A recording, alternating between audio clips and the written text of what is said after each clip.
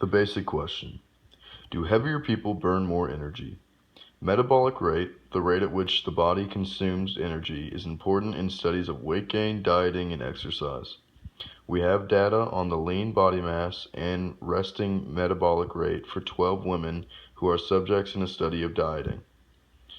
Lean body mass, given in kilograms, is a person's weight leaving out all fat. Metabolic rate is measured in calories burned per 24 hours. The researchers believe that lean body mass is an important influence on metabolic rate. Question A asks to use your calculator to help sketch a scatter plot to examine the researcher's belief. So I put the mass on the x-axis and I put the rate on the y-axis, and you can see as the mass goes up, so does the rate. This means, as question B asks, to describe the direction, form, and strength of a relationship. This means that this scatter plot is positive and also linear, and it shows that the strength of the scatter plot is weakly positive. You can see that it is positive because it goes up as it goes to the right. You can see that it's linear because if you put a line right here, all the points would slightly follow that. And the reason why it's weakly strong is because as it goes up, the data isn't really staying in a direct line. It's spreading out a little bit above and below where the line of in between would be, and that just shows the strength. Advanced question. The data in the accompanying table are from the paper 6-Minute Walk Test in Children and Adolescents. Boys completed a test that measures the distance that the subject can walk on a flat, hard surface in 6 minutes. For each age group shown in the table, the median distance walked by the boys in that age group is given. Question A. Determine the least squares regression line and interpret the meaning of its slope.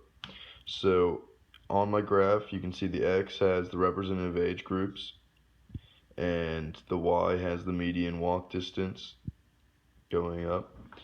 And here is my least squares regression line.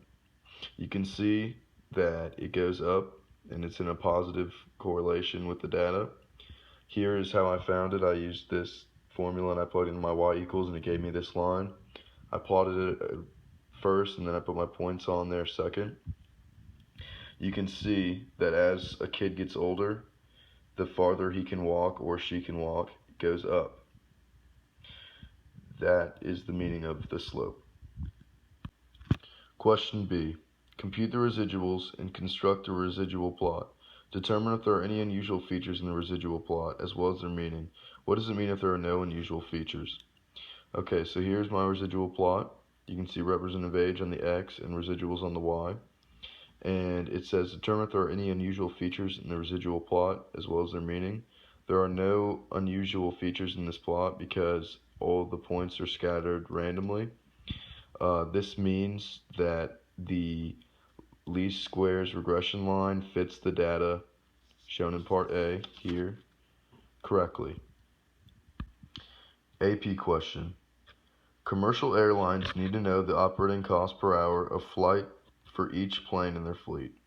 In a study of the relationship between operating cost per hour and number of passenger seats, investigators computed the regression of operating cost per hour on the number of passenger seats. The 12 sample aircraft used in the study included planes with as few as 216 passenger seats and planes with as many as 410 passenger seats. Operating cost per hour ranged between $3,600 and $7,800. Some computer output from a regression analysis of these data is shown below. Question A. What is the equation of the least squares regression line that describes the relationship between operating cost per hour and number of passenger seats in the plane? Define any variables using this equation. So the equation is y hat is equal to 1,136 plus 14.673 times x. So x is equal to the number of passenger seats and y hat is equal to the predicted operating cost. I got these values from the coefficient, predictor, and here's the constant in the seats. And I got that from right here. Question B. What is the value of the correlation coefficient for operating cost per hour and number of passenger seats in the plane? Interpret this correlation. So they give you the R squared, which is 57%, which is also 0.57.